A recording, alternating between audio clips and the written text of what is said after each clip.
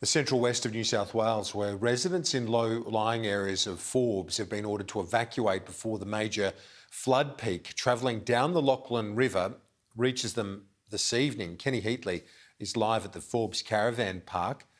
Kenny, has that river continued to, it looks even more swollen than last time we spoke? Yeah, absolutely. Every hour that we talk here and speak, Kieran, it just keeps rising. It's even though these residents here, they've been through this quite a few times before. I think it's going to be a nervous wait for this major flood peak, which is expected to arrive overnight tonight and then peak into Wednesday morning at 10.65 metres. Earlier, we were over in the town and they had issued an evacuation order just after 11 o'clock this morning where they sent a text message to everyone in town. And a part of that text message, and you can direct you to the New South Wales SES website, where it lists all the streets which are under this evacuation order. In total, it's about 800 homes. And shortly after the evacuation order was issued, the SES personnel and there's about 300 of them in town at the moment, started door knocking those low-lying areas.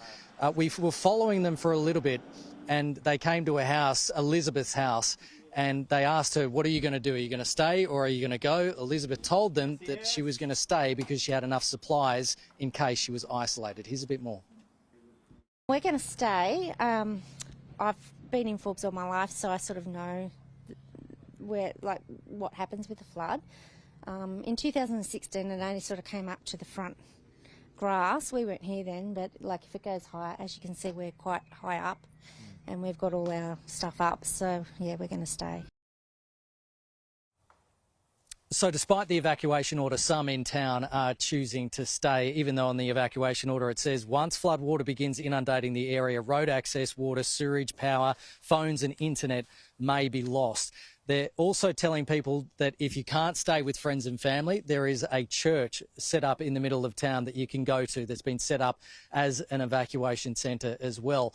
The concern is that hundreds of homes overnight and into tomorrow may be inundated and hundreds more may be cut off. But also the extensive farmland around here, after such a terrible mouse plague, there's the potential of losing it all again. Here's more from the Deputy Premier, Paul Toole.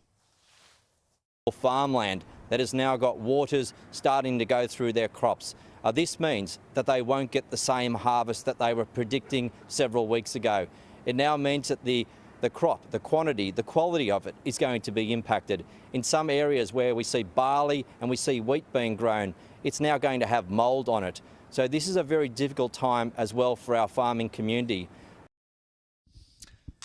Kieran, locals tell me as well, because they're saying that the river level is going to be very similar to the September 2016 floods where over 200 homes in town were inundated. But locals tell me that because of the development that's happened over the past 5 years along the riverbanks and the different levels of vegetation and crops, it's unknown exactly whether it's going to affect the same areas because water may be diverted into different areas this time.